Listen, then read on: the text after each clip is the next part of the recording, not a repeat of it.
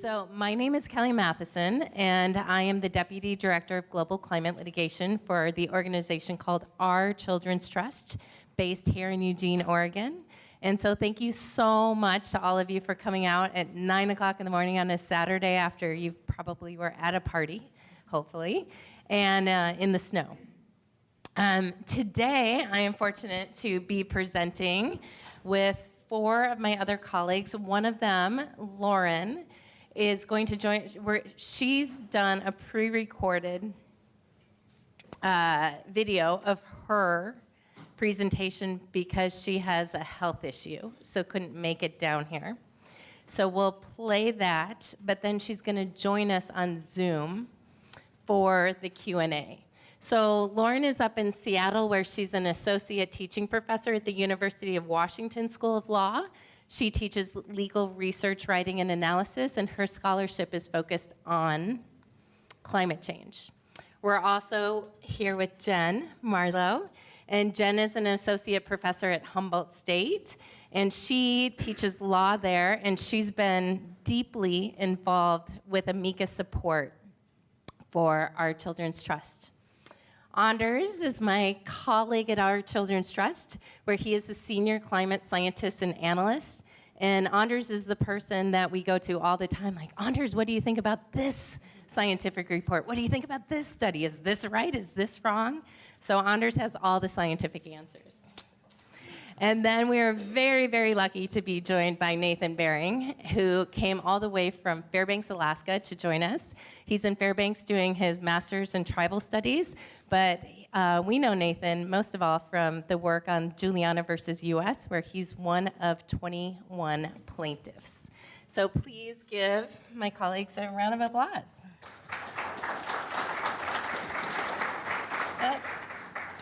Okay, and so today what we're going to talk about 1.5 degrees Celsius. It's that drumbeat that's out there. Everyone says, if we can just reach 1.5 degrees, we will be okay. If we can just reach 1.5 degrees, human rights will be protected. Well, we are here to tell you that that is not the case. And so first of all, we're going to play Lauren's presentation, which she's going to talk about the history of 1.5 and 2.0 and how that became the drumbeat that the international community is repeating. Second, we're going to look towards Anders, and he's going to tell us about the impacts of 1.5 and 2.0 on the planet, and then we're going to translate that into the impact on human rights. And then Jen's going to talk about how the courts are taking up 1.5 and how that's dangerous. I'll give you a case note on how we're actually taking Jen's work and Anders' work, and we're taking it to the European Court of Human Rights and the Inter-American Court of Human Rights and other courts around the world.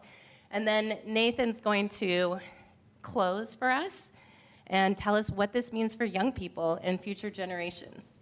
So for now, I'm going to turn it over to Lauren, and we're going to hope the technology works. Here she is.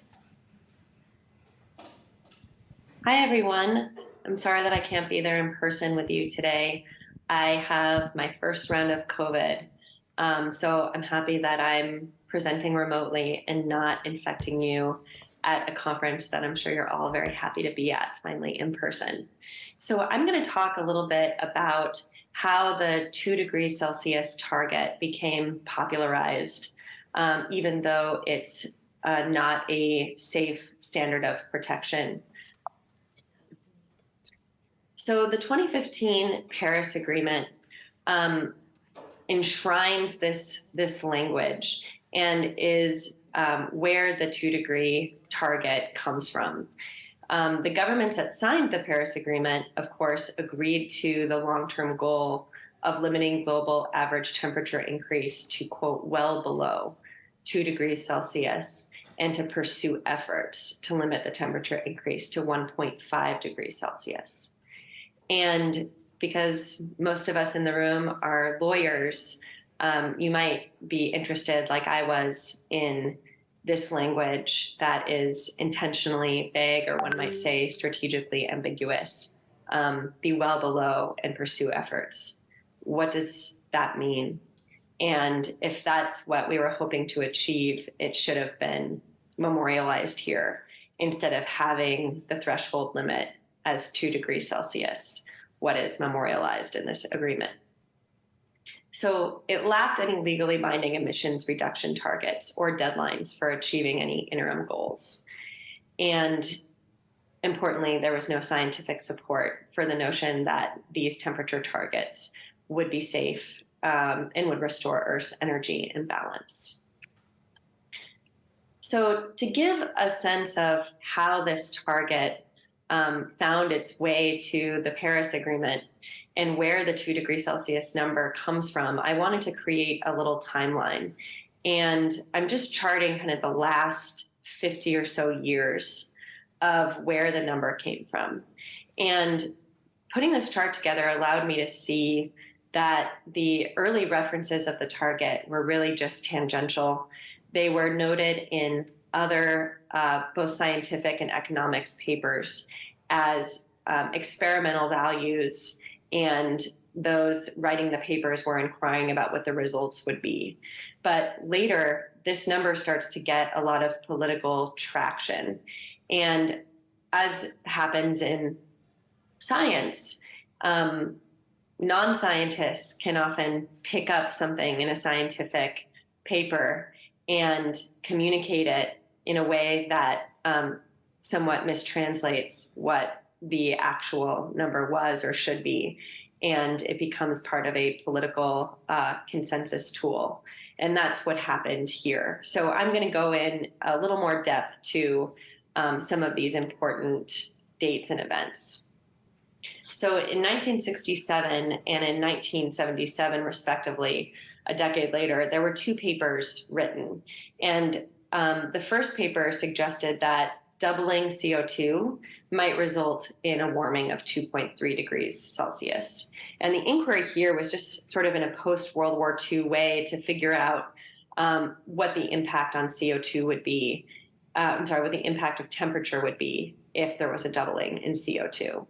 And then a decade later in an economics, in 2 economics papers, Professor William Nordhaus indicated that if there was more than 2 or 3 degrees of warming, that this would take the planet temperature range outside the range of observations that had been observed for several 100,000 years.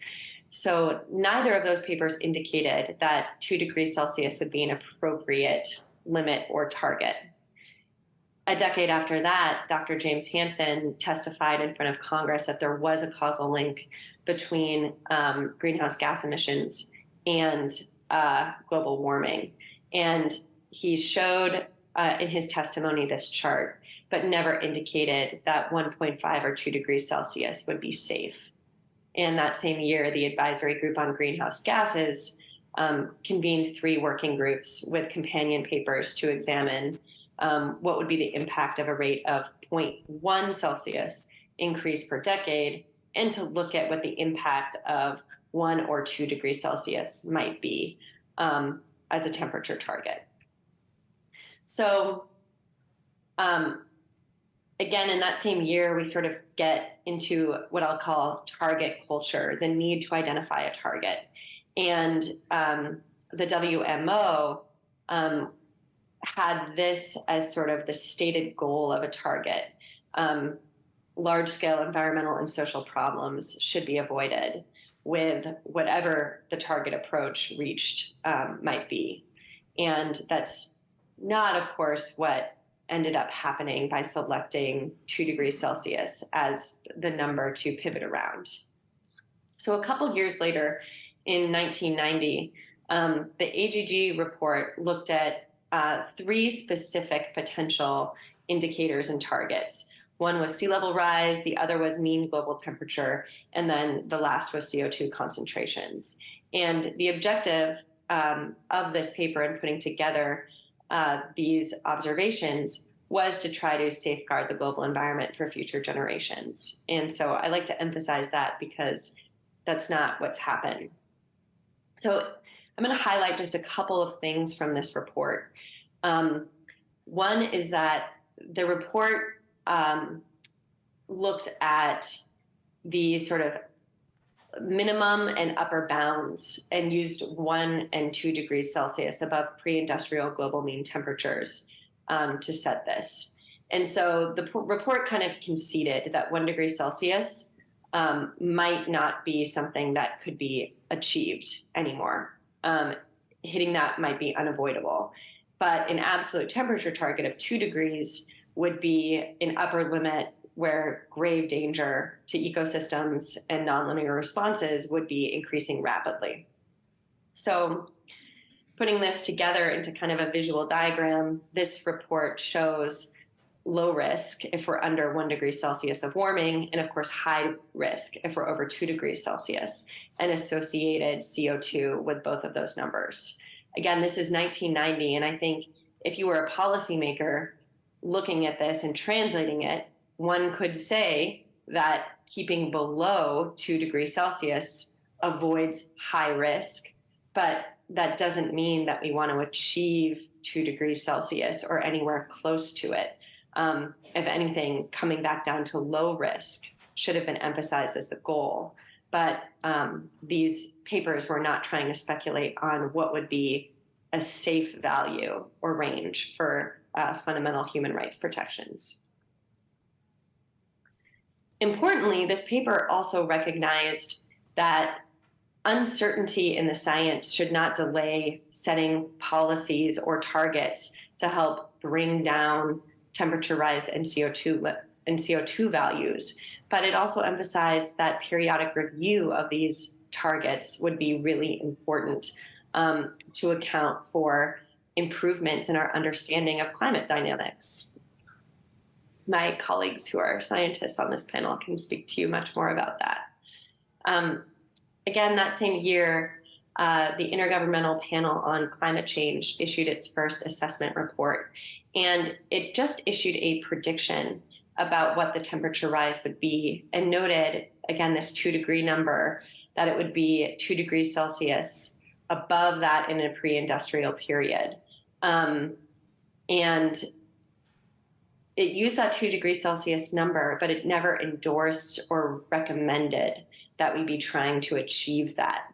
It was policy relevant, but not policy prescriptive. And yet, nevertheless, it became a goal. This is a complex process related to political negotiations and communication and media involvement that it became kind of a goal, and this language got picked up by negotiating bodies. But nevertheless, you can see from these sort of 3 quotes from different international organizations that the should not exceed 2 degrees and prevent 2 degrees number continues to gain traction. Finally, in 2009, this gets crystallized into this first agreement in the Copenhagen Accord that the parties who signed it would agree to hold the increase in global temperature to below 2 degrees Celsius. And that later gets further cemented in the Paris Agreement. After the Copenhagen Accord, newspapers reported, and I guess we could say misreported, that there was a consensus around this number, which is true politically, but it was not true that it was determined on the basis of science or the opinion of many scientists. And so that's sort of how, in a game of telephone, where you have a figure that comes from a tangential observation, someone studying climate impacts, and it later gets translated by political bodies and then journalists. And we have something that now makes it seem like a limit is a goal. So the unfortunate thing about this is that target culture leads to minimization. If you say it's the minimum, most signatories to any contract treat it as a line they need to cross. So having below 2 degrees, the below is not what's actionable or influenced or even defined. It's 2 degrees. So why did it become this? Well, one is that climate science is complex, as my colleagues will tell you about. And this brought a complex problem down to a scale that policymakers could use at a negotiating table. It was an oversimplification that allowed it to be an anchoring device for major documents and agreements. And it was also the vaguest and least directly binding target. And with that, I'll hand it off. Thank you.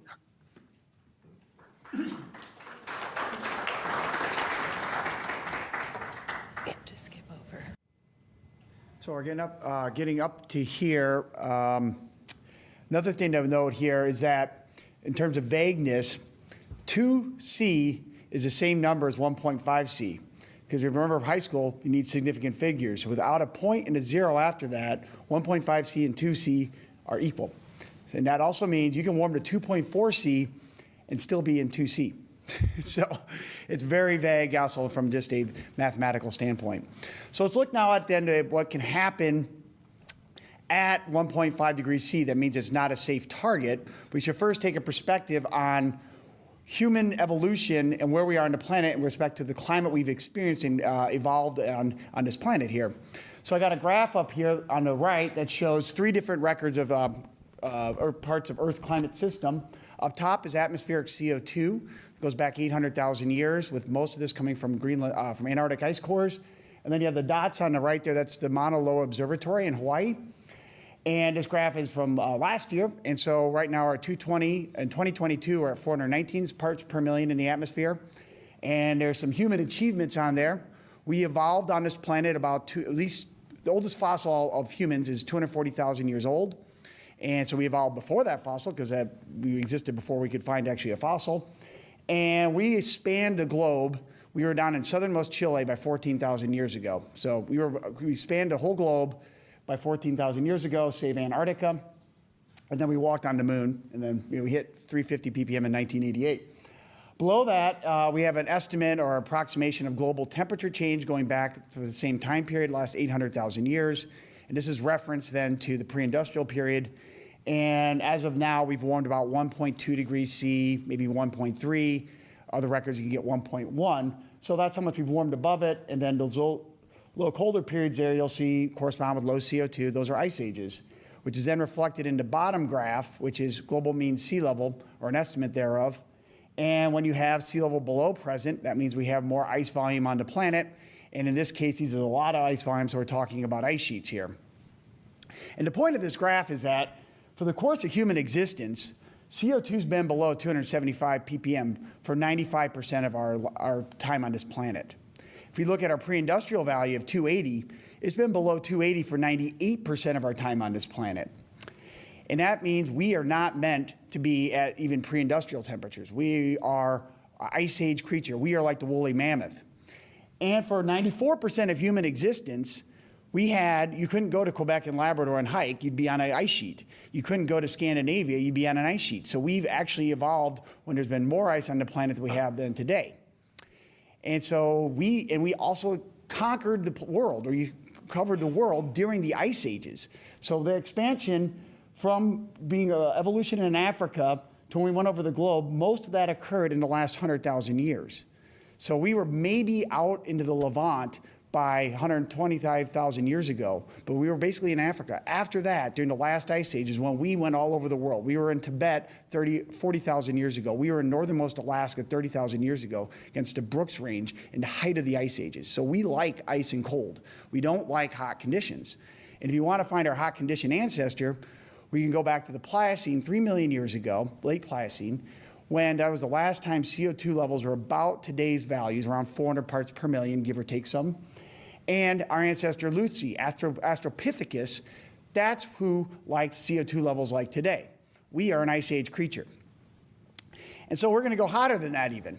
And so as we was talking about, this 1.5 C target or 2 degrees C target is often cited as safe by journalists, scientists, sometimes incorrectly, politicians, and that the most common thing referred to for why they say it's safe is the Intergovernmental Panel on Climate Change reports, the IPCC. And that is just patently false. In 2018, the IPCC put out a report on 1.5 degrees C, And in it, they explicitly say warming of 1.5 C is not considered safe for most nations, communities, and ecosystems. So that's just wrong. And they give it a high confidence. That means there's an 80% certainty, or 8 out of 10, that this statement's correct, or that's what they're ranking it as, you know. And then last year, we had the most recent Assessment Report 6, AR6, and in the Working Group 2 report that came out that year, they give global warming reaching 1.5 C in the near term would cause unavoidable increases in multiple climate hazards. And again, now they give it a very high confidence. So in the 4 years that came, now they're at 9 out of 10 certainty that this statement is correct. So the IPCC never said 1.5 degrees C is safe, or 2 degrees. So let's look at what happens at 1.5 C. What are some of these concerns? And this is a figure here from a really good study out last year in Science, McKay et al. And they looked at here then what different components of the Earth system and how when will they start to change and fundamentally change at different levels of global warming. And we're going to look at here, and you'll note some of my boxes I put here don't align with these temperature thresholds because some of these things are wrong. Scientists disagree, and you can find evidence that say some of these things are overly or underrepresenting the risk we pose. But we'll look at here sea level rise as coming from the West Antarctic ice sheet and the Greenland ice sheet, mountain glacier loss, and then changes in the Arctic in general, so the boreal forest, permafrost stability, and then lastly, low latitude, so tropical, subtropical coral reefs. So let's first look at sea level. And the one thing to remember here is everybody shows these graphs. They want to know what sea level rise is by 2100, and the graph stops at 2100. What they never talk about is time doesn't stop at 2100. It keeps going forward, and sea level continues to rise. And so at 1.5 degrees C of warming, you're locking in, over the coming millennia, up to 50 feet of sea level rise. And now that's a low estimate, too. So let's look at this graph here. On the right in blue is showing you the cumulative sea level rise from 2000 to 3000. This is the next 1,000 years. And this is a low-level estimate. This is like not including collapse physics, things like that. So this is kind of going to safe low-level. And then on the right is showing you the rate that that's occurring. And so at a low estimate, and at 1.5 degrees C, for the next 1,000 years, you're going to have an inch of sea level rise every decade. So don't even worry about collapses. You're never going to have a stable coastline to begin with. And this graph starts at 3,000. These model runs go to 10,000. And sea level rises for the next 10,000 years at about an inch a decade. So to put that in perspective, 10,000 years ago, humans were domesticating the horse, and we were developing the Proto-Indus language, which is now the root language for all Western European languages. So the time of Western civilization is how long sea level continues to rise. And it was continuing to go into model simulations. They just stopped the model run because 10,000 years is a long enough time. And so that's what we're locking in at 1.5 C. Now here's the thing is, this is not a threshold. Here's what it looks like at 1.2 C. This is today. It's just a little bit less. So in the next 1,000 years, the low estimate would be 7 feet of sea level rise. And instead of 1 inch every decade, we got 0.8, 0.9 inches every decade. And the point is that we're already too hot. The ice cube is out of the freezer. It's on our kitchen counter. It's going to turn into a puddle of water. What determines how quickly it turns into a puddle of water is just how hot your kitchen is. And so 1.2 C will make it be a puddle of water. 1.5 C just makes it be a puddle of water a little bit quicker. Same is true for 2 C. So we've already gone over this point where our ice sheets are going to melt and collapse and raise sea level. The rate is determined by how warm we are, but they will continue to melt unless we cool the planet back down. So we can go into a smaller scale here, looking at the world's glaciers. And this is then now individual tiny valley glaciers like we have here in Oregon. And this study came out last month, or I think it was in January. And they modeled all the world's individual glaciers. And we normally hear about glacial loss in terms of aggregate volume. We'll lose like X amount of aggregate volume, and that'll contribute to sea level rise. But what was cool about this study is they looked at the individual things, from the dinkiest little glacier, not much bigger than this building, to big ones in Alaska. And this is not including the ice sheets, too, so it's outside the ice sheets. And at 1.5 degrees C of global warming, so between the 1 and the 2 on that, half the world's glaciers will disappear, individual glaciers. And another thing to see is that goes down there. At where we are right now, we've already doomed 1/3 of the world's glaciers, so it's already too hot. And in this area, that contributes to sea level rise, and it's also a water resource issue. So this is a photo here from Switzerland. And if you look here on the left, there's 2 streams coming down from the mountains there, and one you can see is flowing. that's still got a glacier in its catchment. And so this is in late September or mid-September, and that stream's flowing. If you look at the one on the right, though, that's the glacier headwater for that stream disappeared already. That's what it looks like. The streams run dry in September, and this is the northern hemisphere. It'll be the opposite in the southern hemisphere. But half the world's glacier-fed streams will dry up in late summer. And that means you'll have impacts on ecosystems and dependent communities around the world. And that's going to be really, really bad. And we're already seeing it happen. We're here in Oregon. This is North Sister. That's just here to the east, up in the Three Sisters region here. And up top there, that's Collier Glacier, the biggest glacier in the Three Sisters region. And it's still an active glacier. It is going to disappear already at the current level of global warming. It's just a big block of ice, so it takes a while to melt. And there's a meltwater stream coming off of it. You can see there's vegetation around it. That's on the west side of North Sister. You go to the north side of North Sister, that's Crack Glacier. It's gone. It disappeared in the 80s. There's no vegetation around. The ecosystem is extinct. So you're going to have these micro extinctions occurring for every stream that the glacier disappears in. Here's also now Uganda. The Ruwenzori Mountains are the mountains of the moon in their colonial name, and they disappeared in the last decade. And so this is the first UNESCO World Heritage Site to deglaciate, and they're gone. And so that's and this is happening around the world. Everywhere you go, the glaciers are already disappearing, and it'll just happen faster, and more of them will disappear the warmer we get.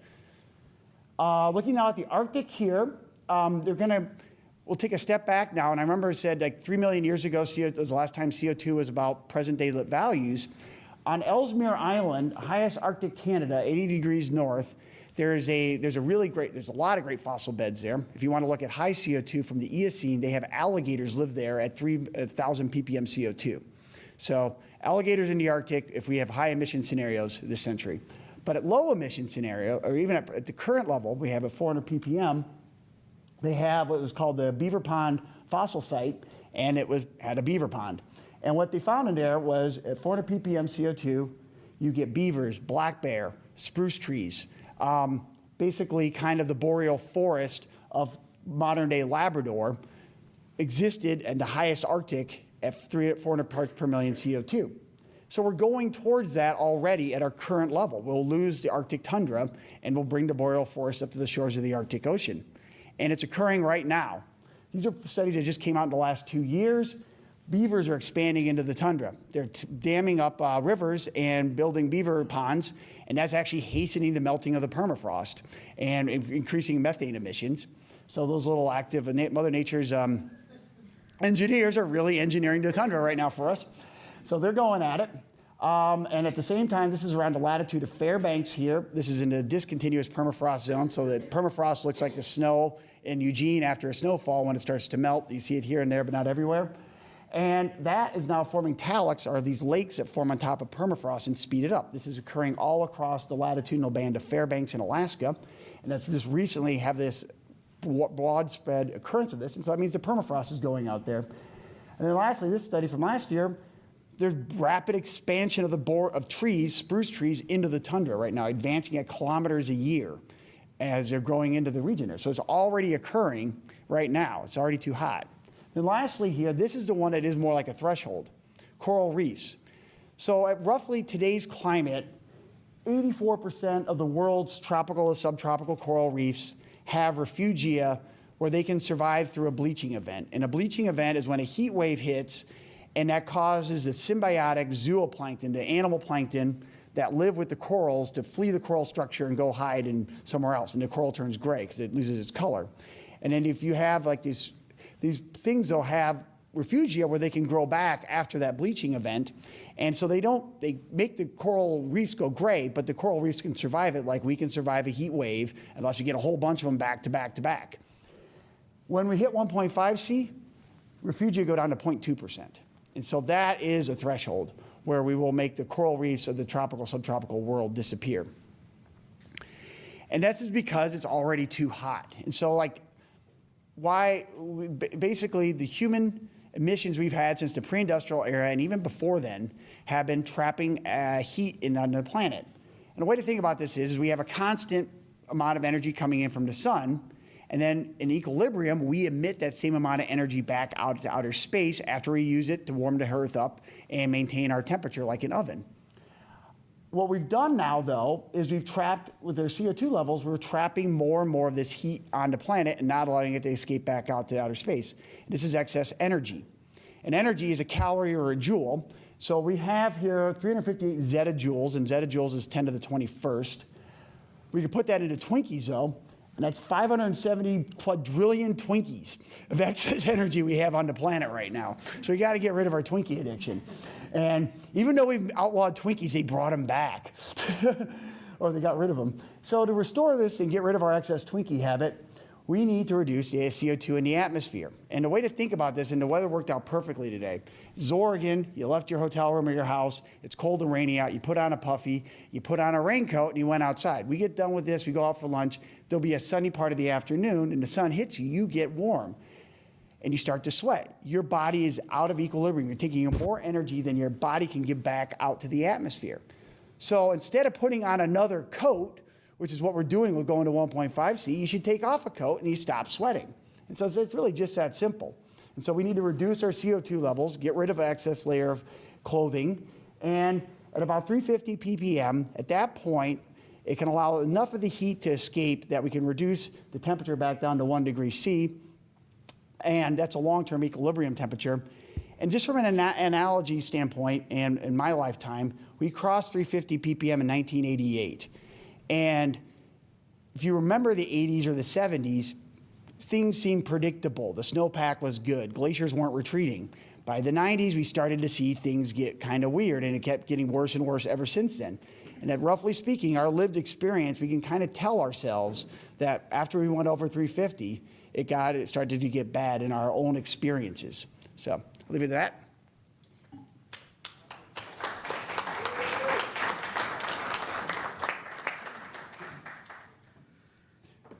It's always such a privilege to share a panel with a climate scientist. I love the conversation between lawyers and climate scientists, and I think it needs to happen a lot more often so that we can understand each other's language better.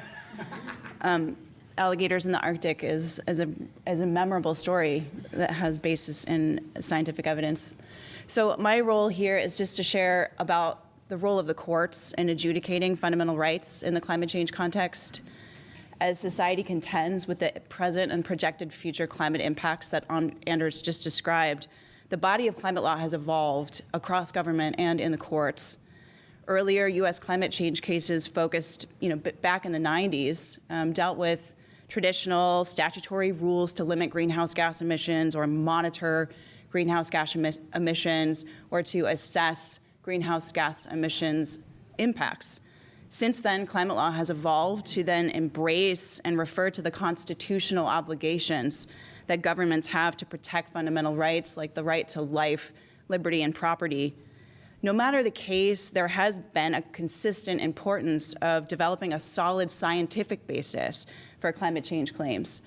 And so in this section, I'm briefly going to describe how climate change threatens fundamental human rights based on the landmark Juliana case from 2015, and then mention a few cases internationally inspired by Juliana that show the unfortunate trend of legal advocates adopting the Paris target as the proxy legal standard for protecting fundamental rights in climate change cases. So no longer are judges in the US struggling to find a concrete particularized injury among climate plaintiffs.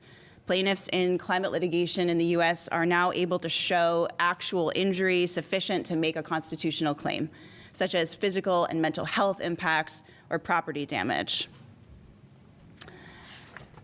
In Juliana versus the United States, for example, 21 youth plaintiffs, including Nathan, argued that the federal government has violated their fundamental constitutional rights to a climate system capable of sustaining human life, a system fundamental to their substantive due process rights under the Fifth Amendment.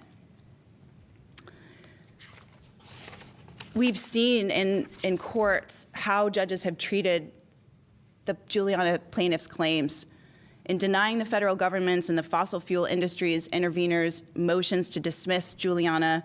The Oregon District Court Judge Aiken became the first judge to recognize a climate-specific fundamental right closely tied to the rights to life and liberty secured by the US Constitution. And she wrote, quote, "I have no doubt that the right to a climate system capable of sustaining human life is fundamental to a free and ordered society. In her order denying the federal government's motion to dismiss, Judge Aiken recognized that the Juliana plaintiffs have brought a valid Fifth Amendment claim of fundamental rights violations under the substantive due process clause. She wrote, where a complainant alleges governmental action is affirmatively and substantially damaging the climate system in a way that will cause human deaths, shorten human lifespans, result in widespread damage to property, threaten human food sources, and dramatically alter the planet's ecosystem, it states a claim for a due process violation.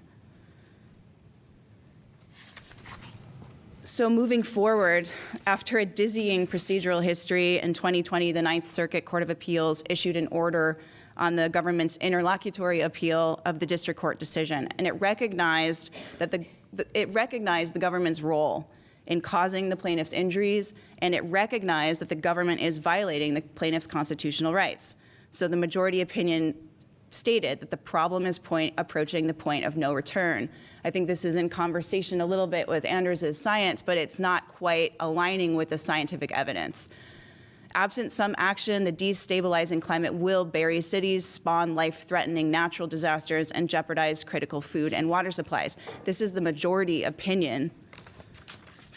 In addition, the majority agreed with the dissent on the gravity of the plaintiff's evidence, and yet, writing for a two-judge majority, Judge Hertzwitz's majority opinion reluctantly, quote, concluded that the court does not have the power under Article 3 to redress plaintiff's injuries, even though there was ample evidence that the plaintiff's injuries were caused by the federal government. The dissenting opinion by Judge Josephine Staton asserted that the Constitution does not condone the nation's willful destruction. She affirmed that the government's power to, quote, destroy the nation is neither, quote, absolute nor, quote, unreviewable, and that the role of the judiciary is to check abuses of power by the other branches. So she would have held that the Juliana youth have standing, that they present valid Fifth Amendment claims, and would have provided sufficient evidence to go to trial.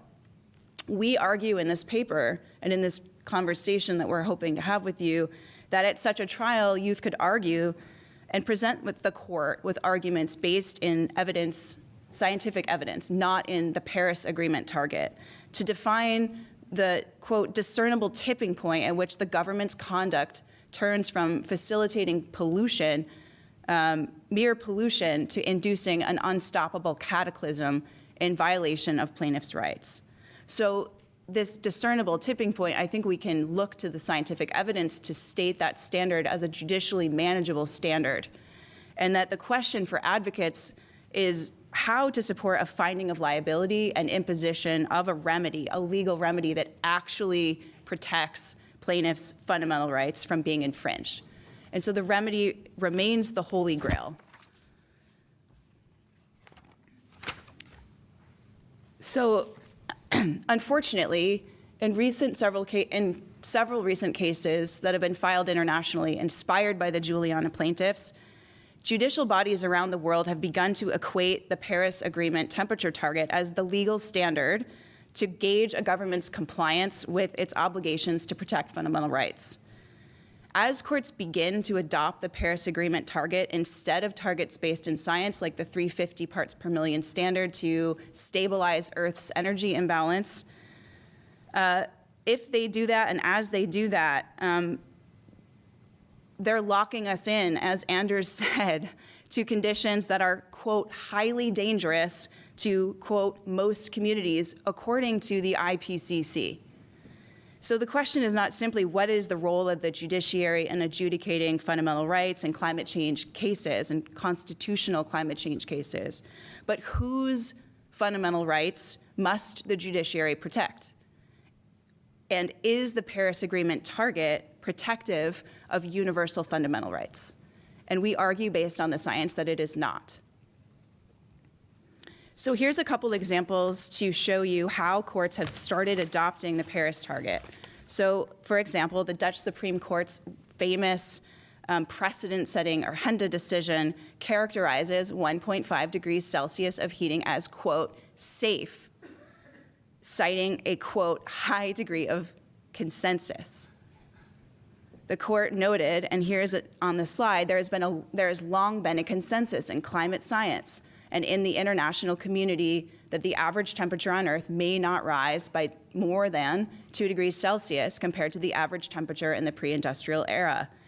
The court also then noted in recent years, new insights have shown that the temperature can only, quote, safely rise, or single quote, whatever, this is the full quote, by no more than 1.5 degrees Celsius, which translates into a greenhouse gas concentration level of no more than 430 parts per million in the year 2100. So I don't know if alligators in the Arctic by 430 ppm. I don't think so. I think you said 1,000 ppm. Yeah, but about 500 you can get alligators in Montana. There's fossils from alligators in Montana from the Miocene that 500 ppm. You can put southern U.S., central southern U.S. climate into Montana. So that's what is condoned by the court's decision here, as it protects decision makers in their pursuit of policies that result in such phenomena, result in such temperature increases, regardless of what the science says will ensue at such levels of warming. Furthermore, rather than look to peer-reviewed scientific evidence to decide the standard of protection of fundamental rights in constitutional climate change cases, courts like the Arhenda Court are appearing to default to the acceptance of the Paris Agreement target and the government's adherence to its Paris Agreement's targets as the litmus test for fundamental rights protection. So as two legal scholars have noted, the Arhenda Court was relieved of the needs to articulate more normative implications of the science, given that plaintiffs sought only to hold the government to its own previously stated commitments. Another example from Germany and Neubauer and others versus Germany, the court found it, quote, constitutionally permissible to enshrine the Paris target into Germany's climate law. So here, the court notes that the Paris Agreement targets, quote, must indeed also be understood as being a specification of the climate action required under constitutional law. This is primarily supported by the fact that 1.5 degrees Celsius and 2 degrees Celsius climate targets are the internationally agreed temperature limits of the Paris Agreement, which the legislator has deliberately and explicitly taken as a basis. So because of the devastating climate harms associated with these temperature targets, our argument is that judicial decisions that are calibrating the protection of fundamental rights to the Paris Agreement target implicitly endorse the infringement of clients' fundamental human rights and constitutional rights. And in these cases, as we've argued, even if there is a win for lawyers who seek to enforce compliance with Paris Agreement targets, there is a net loss for most people in communities and other life on this planet, as Anders so eloquently shared. And this is the last slide to show another example from Brazil's Supreme Court. This is a kind of a beautiful characterization in a way. The Brazil Supreme Court refers to the Paris Agreement as, quote, a species of the genus human rights treaties, which is really interesting now that they're equating the Paris Agreement as a human rights instrument, which is completely at odds with the scientific evidence suggesting that that target does not calibrate to the protection of fundamental rights. The Brazilian court noted that this Paris Agreement enjoys supranational status and thus should define Brazil's constitutional duty to fund climate mitigation under Brazilian law. So despite what the Brazilian Supreme Court says and in the eloquence of it, its express linkage of the Paris Agreement or its express definition of the Paris Agreement as a human rights instrument, despite that connection, the blind adherence to the Paris target will lock us into disaster even if the Paris target is achieved. And so as legal advocates, we argue that a different approach is needed based on the scientific evidence of what is safe. And we need to explore that more when the ultimate goal is the protection of universal fundamental rights. And our argument is that the evolution of climate law should continually expand and not contract the norms of justice. So with that, I'd like to turn it over to Kelly, and she's going to share how our Children's Trust is moving these arguments forward. Thanks.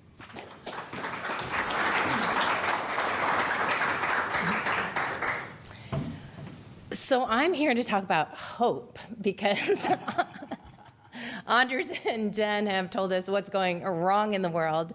So I'm here to start talking about what we could possibly start doing right in the world. So I want to go back to Anders' slide where the IPCC said 1.5 is not safe.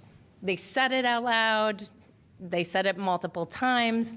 They've done reports on it. The 2022 report was called an Atlas of Human Suffering by the UN Secretary General, because this 600-page report outlined human rights abuse after human rights abuse after human rights abuse.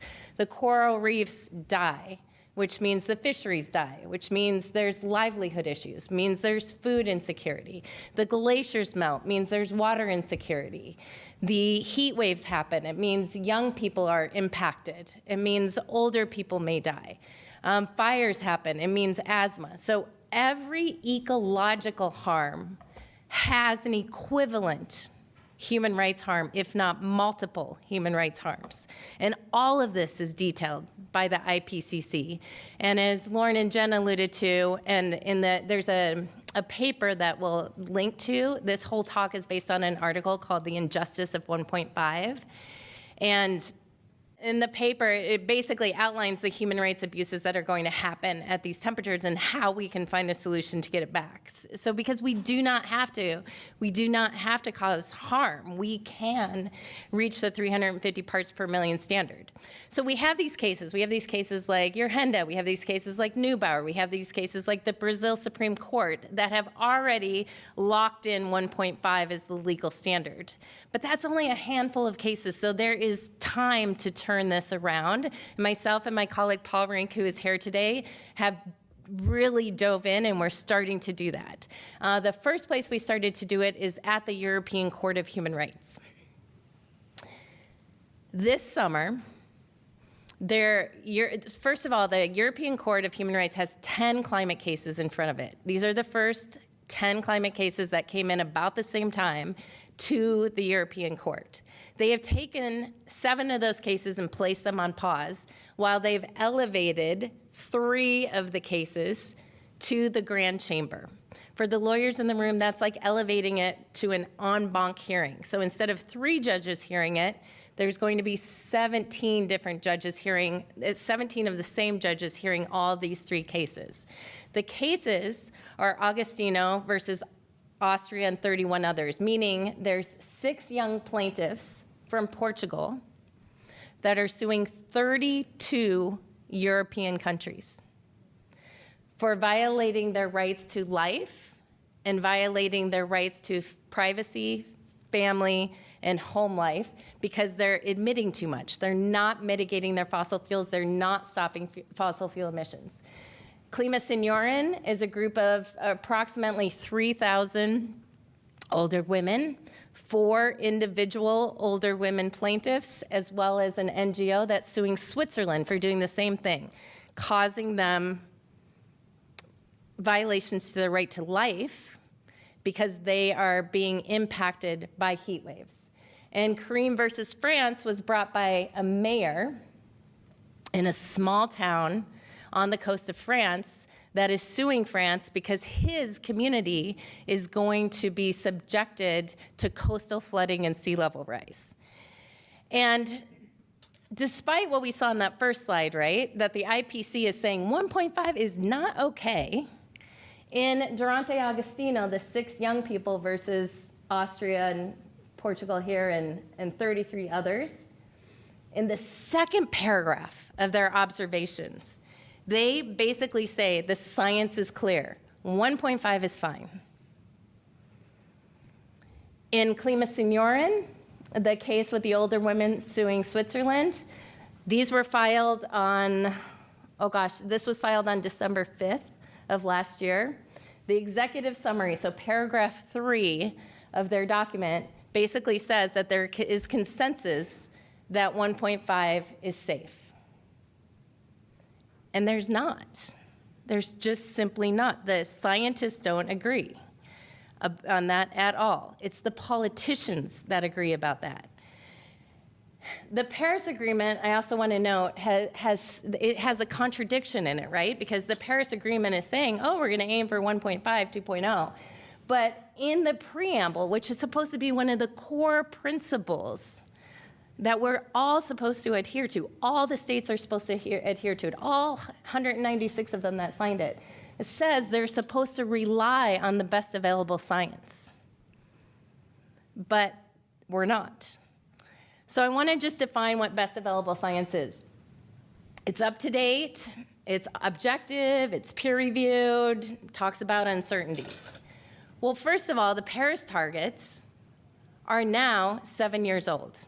And climate science, as Anders will tell you, is dynamic. It changes. So we can't just stick with something that was stated in 2015. We have to be nimble. We have to be flexible. We have to be dynamic, just like the climate science is. Objective. The 1.5 target, as Lauren talked about, that was politically negotiated. That wasn't objective science. That wasn't hard science. That was just something that these communities could agree on. And publicly available data and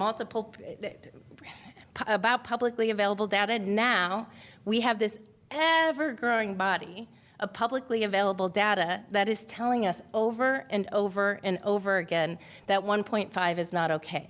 So we have this contradiction in the Paris Agreement, 1.5 or best available science. And the question is, what is it going to be?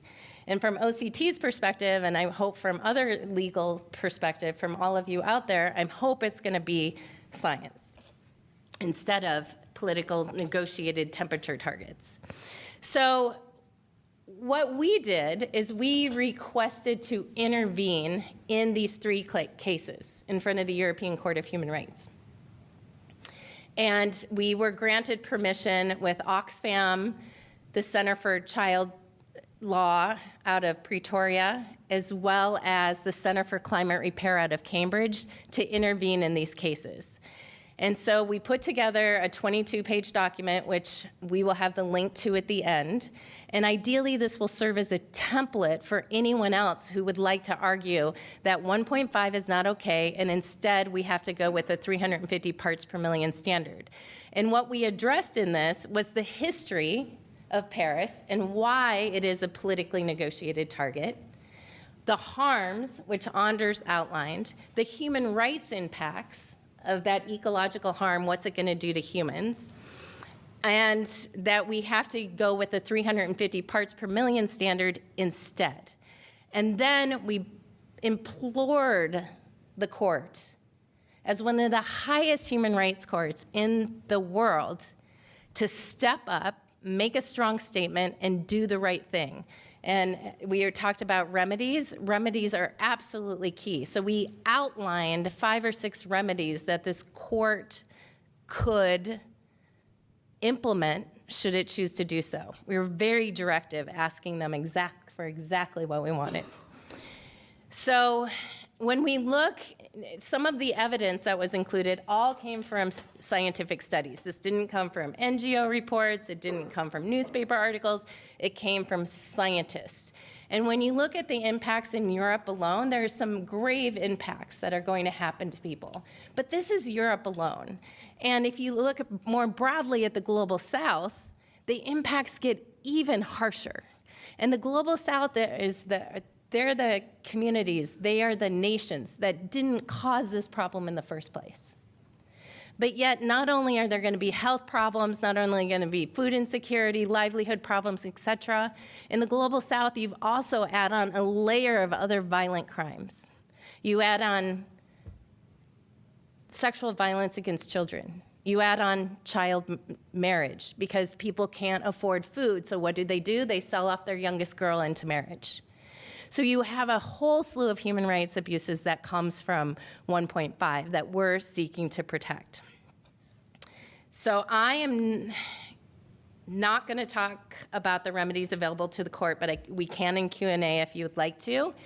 But I'd like to say we have that template available. We will share it on how we approach this. And the next amicus brief we will be doing is likely to the Inter-American Court of Human Rights, because Colombia and Chile asked the Inter-American Court for an advisory opinion. And they've got 5 or 6 questions in there, but 2 of their questions, these are countries, these are states. And Colombia and Chile basically say, hey, there's scientific consensus around 1.5. Can you tell us how the countries are going to implement that? So we need to tell the court, like, 1.5 is not okay. And then they also specifically ask about the rights of children, which many of you will know, our Children's Trust exclusively represents youth. So we will be putting an amicus talking about the impacts of 1.5 versus 350 parts per million on young people.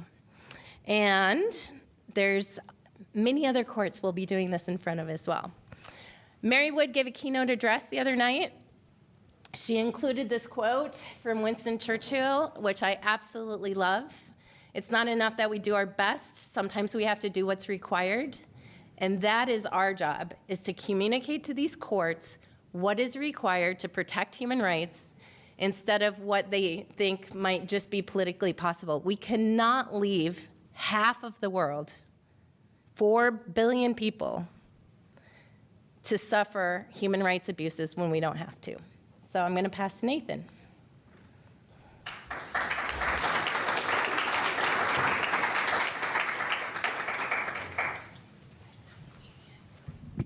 I was thinking at the height of 6'4", I might not even try to bend down here to have you all hear me. Can you all hear me okay? Awesome. All right.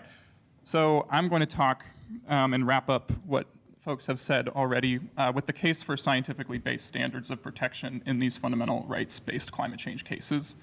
But before I do that, I also am just going to briefly take a step back and highlight, I think it is necessary to bring us sort of out of these broad projections and about our talk about 1.5 and 2 degrees and bring us to literally where we are now, because I'm from Alaska, and I think sometimes the idea of climate change impacts is really nebulous to people and is sometimes really hard to pin down, and what does that actually look like on the ground? And so it was mentioned that we're currently sitting at about maybe roughly 1.2 degrees Celsius of warming. Currently in Alaska, there are multiple indigenous communities on the coast, on the Bering Straits region and in the Northwest Arctic region, that are in the process of relocating where they've been for more than 10,000 years. These includes communities like Shishmaref, which is costing over $100 million, to put a rough price tag on the cost of climate disruption. And I also want to mention that the Yukon River, which is the lifeblood of hundreds of Athabascan communities that rely on salmon runs, is now closed, I believe, for the 3rd year in a row because of absolutely cataclysmically low salmon runs. And this is unheard of in hundreds of years. Like, it went from millions of salmon in a normal year to like 10,000 in the span of a year. And a lot of that was attributed to the warming events that are impacting the ability of those salmon to spawn. And so before I speak kind of in the theoretical lens, I just want to offer that when we're talking about these human rights violations and the fact that 1.5 degrees is already not safe, we're sitting at 1.2 degrees, and the Arctic has been warming at about 3 to 4 times the rate of the rest of the global region, and we're already seeing these impacts on the ground with their associated $100 million plus price tags and the uncalculable loss of indigenous culture and other cultures that have depended on what Silawa Cloutier from the northern region of Canada calls the right to be cold, the right to not be subjected to the global climate region that characterizes the rest of the world but does not characterize the frozen Arctic region. So I just offer that as a more concrete way to ground us in what's currently already happening, and we're negotiating about another 0.3 degrees warming. So to wrap up, sort of tie it back into the discussion we heard earlier, we're looking to recharacterize this to 350 parts per million as the Earth's energy imbalance associated target, rather than the current kind of global temperature rise targets as the more adequate standard to be using when we're talking about fundamental rights violations. So we're not talking about 425, we're not talking about 450 parts per million, we're talking about 350 parts per million by 2100. And 1 degree, as I mentioned, is already too much. We've already been seeing these devastating impacts in Alaska, so we should not be talking about 1.5 and certainly not talking about 2.0, or we will not have an Arctic region anymore, let alone the rest of the world. So to tie some people who have changed their positions in light of this new scientific evidence, I look at Sir David King, who was former UK chief climate advisor at the Paris Agreement, and who actually went back and decided that he was too bold in advocating for the 2-degree, 1.5-degree target. And he says, actually, we need to get ourselves back down to 350 parts per million or less. So to sort of talk about why this is so important, especially in the judicial context, I want to hit on 5 points. And for those of you who are going to read the Injustice of 1.5 paper, these are all points that are highlighted in the paper more eloquently than I can do here. But the first big one that is really important when we're talking about the role of a court is has this incredible role in our society as the sort of keeper of the truth, or at least the keeper of the standard, right? And so when a court risks saying something like the Paris Agreement provides the constitutional standard, and rather than using a best scientist standard, it risks validating this agreement as science-based when it has not actually been reviewed that way. So the court risks giving it the stamp of approval of saying, yes, this is the science, and sort of to tie into that, you know, when John Marshall in the United States famously said it's the court's role to declare what the law is, when it legitimizes a not science-based target for constitutional standards, then it will allow, as was mentioned earlier, it will allow the Paris Agreement to become the legal floor, not the ceiling. And I've already mentioned to you why I think that is devastating, in particular for my region. The other thing that it does is when we are, like, so me being a plaintiff on the Juliana case, I was 15 when that was filed, so I was a sophomore in high school. I'm now about to turn 24, if you want a perspective on how long that case has been trudging along. But when we're making our injury claims, right, they have to be concrete, particularized injuries. And we have to be able to connect them to scientific standards. And if the court is creating scientific standards out of standards that are not scientific, then it risks undermining our ability to make those claims, because it's saying, oh, well, this standard that isn't actually scientific is the science now. And it means that when we're making claims about now, but we haven't actually reached, for example, the 2-degree or the 1.5-degree target, the court can turn around and say, well, these injuries can't be attributable to climate change because we haven't actually hit that 1.5 or that 2-degree target yet. Even though, as I mentioned, there are so many hundreds and hundreds of examples, especially in the Arctic, of injuries right now that are concrete and particularized and absolutely connected to government action on climate change. Finally, second to last point is there's a lot of discussion, and this is, I think, probably the most important point that I'll make of these 5. There's all the talk about the political question doctrine, right? And so I'm not a lawyer, so I won't go too deeply into that, but it's basically the idea that the courts are not supposed to take up questions that are political in nature, and the courts are only supposed to be in legal questions. And so there's often a lot of talk, especially in kind of the pundit world, about how the courts should not be treating climate change as a legal question because it is inherently a political question and it requires political standards, and perhaps maybe the science is so nebulous that it's hard to pin it down to a legal standard as opposed to a political standard. I will just say that if the court is endorsing political targets like the Paris Agreement, then it is kind of creating its own issue, because it's creating political standards, therefore it is making political questions, when actually there are these scientific methods, there are these scientific standards that absolutely are objective and take the court back into the legal sphere because they're no longer operating around politically negotiated targets. So that's a really important one, because that is, for example, one of the big points that the litigants that were, or I guess the defendants that were against us in the Juliana case kept making. They said, this is a political question, this is a political question. And if the court starts saying, well, the Paris Agreement, which is a politically negotiated target, is the standard that we're using, then they will make it a political question because it is using a political target. So they need to be focusing on scientific standards, which are not political, so that they remain in the legal realm.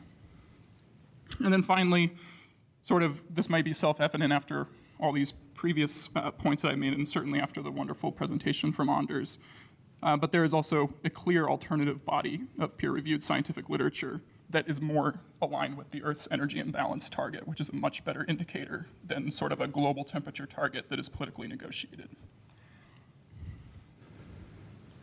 So speaking for a quick moment before I wrap up about a couple, and I will say unfortunately still rare, but growing cases in which the court gets it right. Unfortunately, both of the examples that I will highlight have currently been dissents. I won't touch on Justice Staten's dissent, but I will give her a quick shout out because her dissent is amazing, but it has already been covered. But I'm going to highlight cases in Alaska because that's my context. And then I'm going to highlight a case at the Washington Supreme Court. I think to take a step back, especially for Alaska, we have, in my humble opinion, the best court system that there is in the United States, and that is because of the way that our justices are appointed. They're appointed in a completely nonpartisan manner from a 5-person shortlist that the governor gets to choose from, and then they go through a 5-year grace period before they have their first election for their decade-long term. And why I think that's important is Alaska is currently 90% dependent on the oil industry as its core economic source, and yet 2 of our 5 Supreme Court justices recognize a constitutional right to a livable climate, arguably the bare minimum when it comes to the inherent human rights to which the Alaska Constitution is dedicated.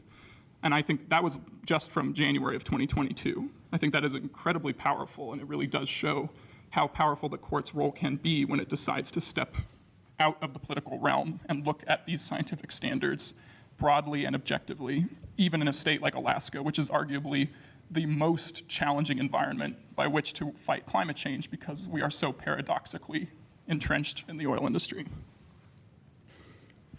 The other famous dissent in another Our Children's Trust case is the case in Washington, and I like the language in this dissent because it's a lot more fiery, and I understand why the Alaska Supreme Court certainly can't probably use it to the same degree because of our tie to oil, but they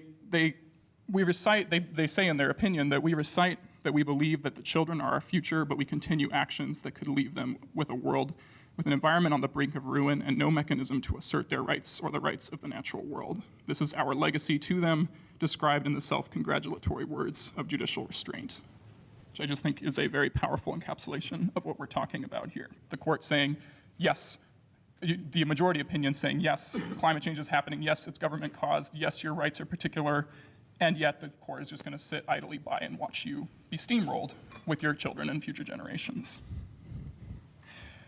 One last beacon of hope that I really want to highlight, because it's imminent and coming up in a little bit over 3 months, I believe, this June, is the first trial in US history on climate change for children. And it's held versus the state of Montana, and will be heard in front of Judge Kathy Seeley. And this is, I think, a pretty impressive case with 16 amazing young people, and I think it's certainly the case that we need to watch, as it is the first time that the case of this type will happen, and it's going to set the standard for a lot of other states to follow. And, you know, importantly, as the whole ultimate purpose of this talk has been, it's going to be based on science that is objective and actually trackable and dynamic over time, so that we can really be enforcing fundamental rights in this country. And with that, I will conclude. Thank you.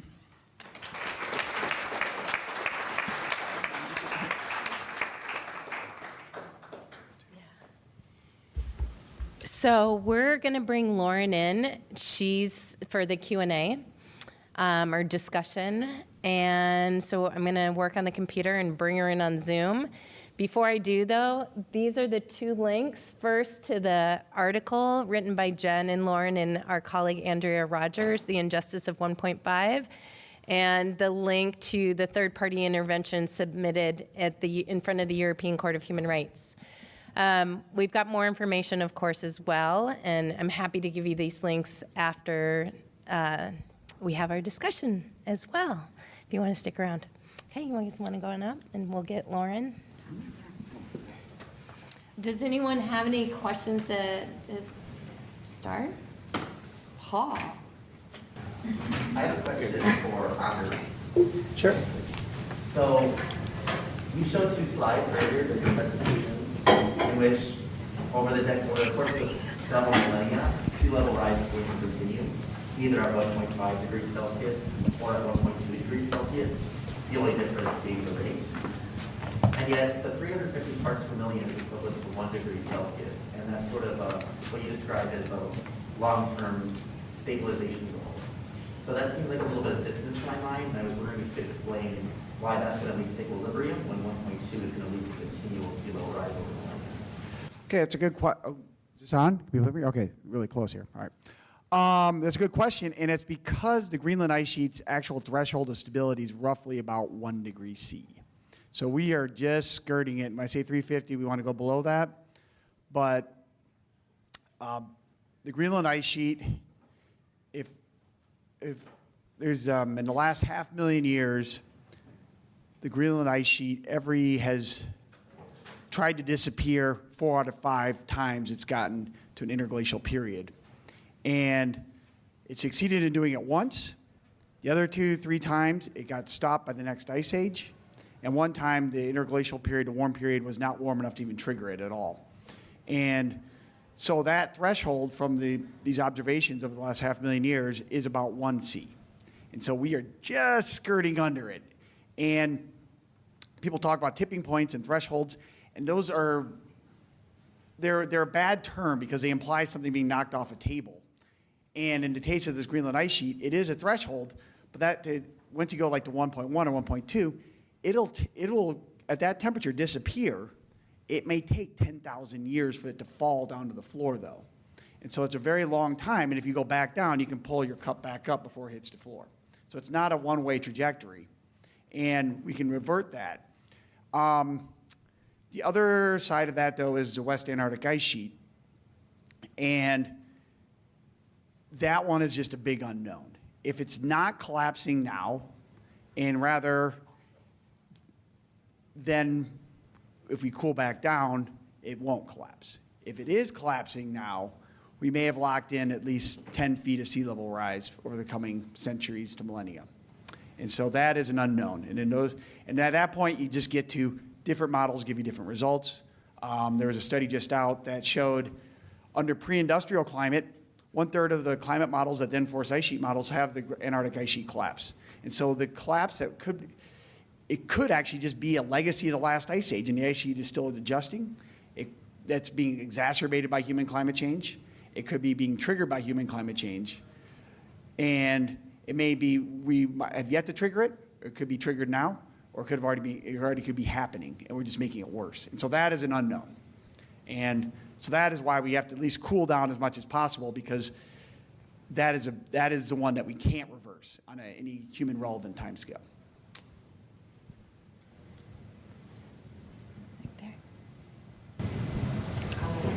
Could you talk a little bit more about the remedies that you're seeking in these cases, and also the specific state policies that you might be addressing in terms of what action is violating the rights? The action so we're amicus or third-party interveners, but the allegations are, in short, that the states, pretty much all the states, are not meeting their commitments to keep temperature rise at 1.5. It's a little simplified, but that's really what they're arguing, is that they're not doing enough mitigation of their fossil fuels. They're not cutting out fossil fuels quick enough. Regarding the remedies, so the European Court of Human Rights is pretty conservative, but there are a lot of actions that they could take, and so we suggested to them that they should consider, one, declaring a climate-specific right, similar to what Judge Ann Aiken did in Juliana versus U.S., basically saying that the right to life includes the right to a stable climate system. They could also declare that you have to use the best available scientific evidence. It is very non-controversial that courts use best available evidence. And we, as lawyers, that's what we're taught, use the good stuff, right? And so the court could say out loud, it looks like Paris is politically negotiated. It looks like this 350 parts per million standard might be better. They could order that we use the 350 parts per million standard. They probably wouldn't, but they could say, whatever you all states do, use the best available science. The Paris Agreement requires it in the preamble.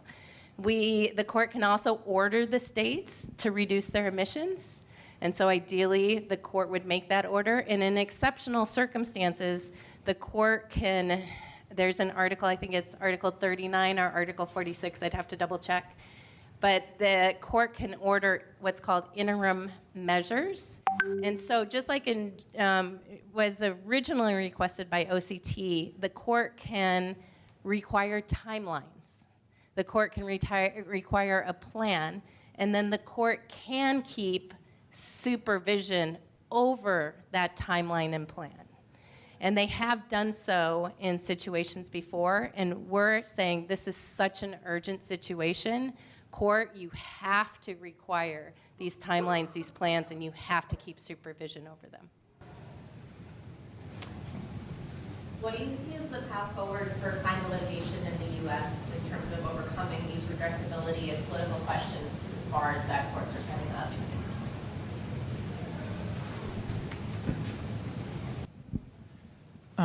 Well, I can certainly at least speak to the Alaska context. And I think it just illustrates how every state constitution will be a little bit different, even though a lot of them have similar articles on, or similar clauses at least on like equal protection claims, that kind of thing. But in Alaska, at least, we have one of the most powerful articles, I think, in this climate litigation space that any state constitution has, and it's called the Natural Resources Article, Article 8. And within that article, there are clauses, including clauses like the sustained yield clause, which requires the state to manage natural resources in alignment with a sustainable yield principle.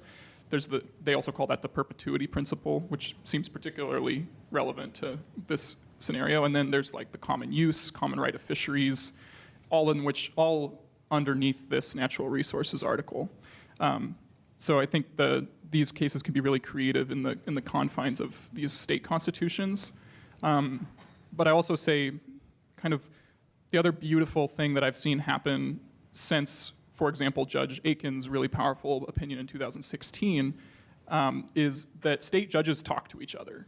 And so I think as we get further down this path and we get further into, even if it's dissents, like the two that I highlighted, the ones from Washington and Alaska, we obviously have the one in the District Court of Oregon, which isn't a dissent, but then we have Staten's dissent, we have Judge Matheson's dissent in Alaska, Judge Gonzalez's dissent in Washington, and state judges get to reference each other. And in the Alaska Supreme Court case, both the majority and the dissent opinion were constantly quoting judges from other states.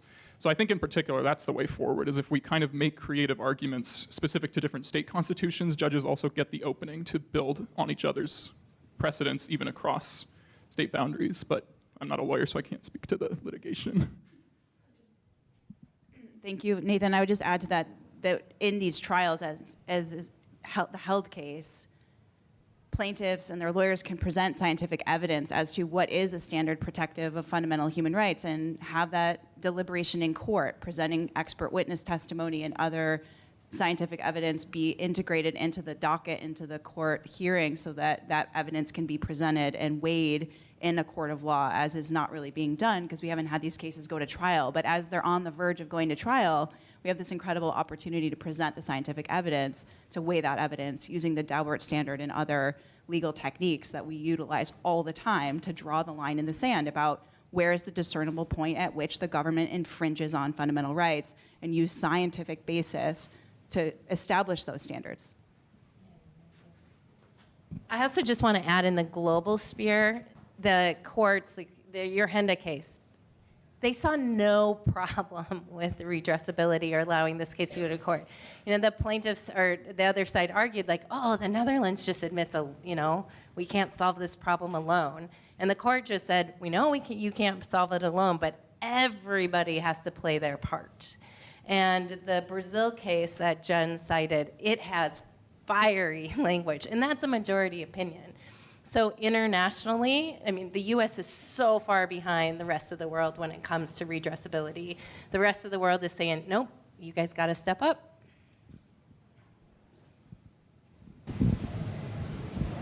Thank you for this talk. I'm glad I can make it. Could you explain the effects of a declaratory judgment? Because I've heard arguments that it's just simply declaring something and not forcing any action, and therefore it's meaningless redress. So can you address that for me? I think the most famous example that I'm sure every lawyer and law student probably knows in this room is the first iteration of the Brown v. Board of Education case, which was a declaratory relief case. And then it was followed up later with the Brown v. Board 2 decision, which was when the court actually required the enforcement of its first declaratory relief. And so there's a lot of argument in the law that you can't actually enforce anything, especially regarding a right, until you've declared the right to be so. And so I think in a lot of ways, it's sort of the 1-2 punch, and certainly also the court's statements of declaring things are in and of themselves very powerful because it's a court saying it. And so they're also, I can't wait to go to law school and get more cases on my repertoire to talk about in this scenario, but Brown versus Board is a really famous one where when a court says it, especially when they say it unanimously like they did in that case, it becomes powerful where the political branches have to respond, which even if they choose to respond in a poor way, like at least initially after the first Brown v. Board decision they were doing, they still are elevating that to a public sort of reckoning. And ultimately, especially when we're talking about constitutional rights in a court, the kind of keeper of protecting those rights says something like that, often it's going to tip the balance in that way like it did in the Brown v. Board case. So we'd be looking for a similar trajectory after they do it in ours. I think we have time for one more, or we have to leave the room. We'll try 2 more, and then we'll go. Yeah? I lived in Alaska for about 36 years, and I identify very closely. My husband practiced law up there. My question is, can the native corporations, which now are and have been in place for many years now, be brought into support for these remedies, climate remedies, since they are also so intertangled with mineral extraction? That's a very good question. And it really does highlight the sort of paradox of Alaska's economy being so interwoven with oil, while Alaska's perhaps the most threatened and impacted state in the nation as regards to climate change. Without sort of droning on too much, I'll say, so there are 13 native corporations and one went defunct after it was created back in the 70s, but it would certainly depend on the region. For example, the Bristol Bay Native Corporation, which, if anyone can see this, represents the sort of southwest region. They're heavily dependent on the fishing industry. And so, for example, they came out strongly against the Pebble Mine, for those of you who followed that, and how the EPA just put in permanent protections for that region. It's a similar scenario in southeast Alaska, which uses the Sea Alaska Corporation. However, the Arctic Slope Regional Corporation and Doyon Limited, which are both in my region up on the North Slope as well, they're 2 of the largest oil companies in the world, I believe, while also being native corporations. So those would certainly be harder. They actually left the Alaska Federation of Natives Convention when there was a climate emergency resolution introduced. So that was a pretty bold statement on their part. But I think to sort of not speak for any of the tribes, I will take myself out of the native corporation vein and certainly say that we've found a lot of success, especially in our Children's Trust cases, working also specifically with the tribe. And ultimately, at the end of the day, native corporations are composed only of tribal shareholders, right? Because that's how it works for them. And so ultimately, if we're partnering with the tribes and we're certainly elevating the impacts and the kind of intergenerational knowledge of the tribes in those regions, and then they go to their board meetings at the native corporations and they elevate those concerns, I think that's probably the most likely trajectory toward getting the native corporations support. That's what happened in the Pebble Mine case. The tribal members of the region, who are ultimately the shareholders of that native corporation, basically pressured the shareholders of their corporation so hard that ultimately the native corporation was forced to take a side, and they chose the right side under pressure. So I think it's just like in a US corporation, but specific to tribes, where if the shareholders pressure enough, ultimately the tide does shift and the company has to take a stand. That's what I would say on that. And we had one more in the back. Yeah, there's already been a lot of scientific thought about emissions pathways to achieve 1.5 or 2, right? And I'm wondering, kind of 350 parts per million by 2100 standard, who is doing that science so that we can assess like human rights compliance with that standard? I'm thinking of like the third case in Ontario, which targeted government emissions reduction objectives and said, you know, you went from 37 to 30, and that's not okay because we know the pathway you need to reach carbon neutrality by 2050, which is somewhat politically.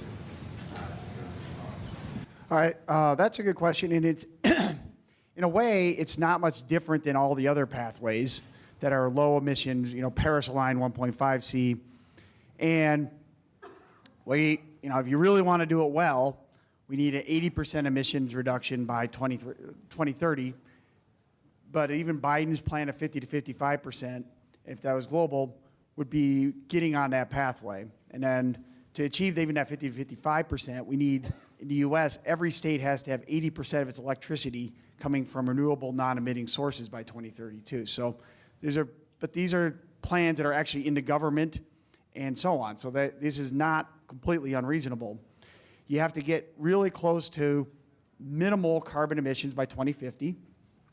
And there's sectors you can completely decarbonize, like most transportation. Airplanes could maybe go electric, but then you can start playing around with some weird biofuel things. And you can go pretty much outside of industry, where you got steel and cement, which you have emissions. And so we don't like carbon capture and storage, but some things like steel and cement emit carbon, and so you're going to have to find a way to capture that, and it can be done. You just don't want to use too much of it because then you get leakage. And after that, we have to just draw down the CO2 in the atmosphere. But by 2050, if we're really close to zero emissions and then hit net zero with a little extra to cover for the areas that are hard to deal with, like steel and cement and airplane travel, and you move on from there, at that point, we just got to start getting the CO2 out of the atmosphere and back into the ground where it came from. So this is, at that point, it's actually just keeping the forests going. There's really ingenious ways coming along all the time. So direct air capture, we talk about how that's really hard to do. But if you link your direct air capture facility with a geothermal plant, you quickly get rid of a lot of the problems. Because one, direct air capture takes a lot of electricity. Geothermal generates electricity for you. And then on top of that, you need really high temperatures. Geothermal brings up water from depth that's at boiling point, which is a temperature you need to actually do direct air capture. So these plants can be built adjacent to geothermal energy production sites. Recently, they just came up with a new way of don't pull it out of the air, pull it out of the ocean, and then let the ocean suck the CO2 out of the air back in to re-equilibrate with the atmosphere. And so it's much easier to pull CO2 out of the ocean and then let the ocean suck more out of the atmosphere to then pull out of the ocean too. And they also did, just in California, making cement blocks out of captured CO2. So we can not even have to worry about cement construction becomes a CO2 sink than a source. So these are all, it's easily doable if you just kind of have a good vision and be open to trying new things. Yes. We have to run out of the room, but there's an expert named Mark Jacobson. Look at, into his work, and in the intervention, we actually had a section on that because the courts always want to know, how do you get to that? Is it possible? Is there a solution? And there is. Thank you, everyone, so much.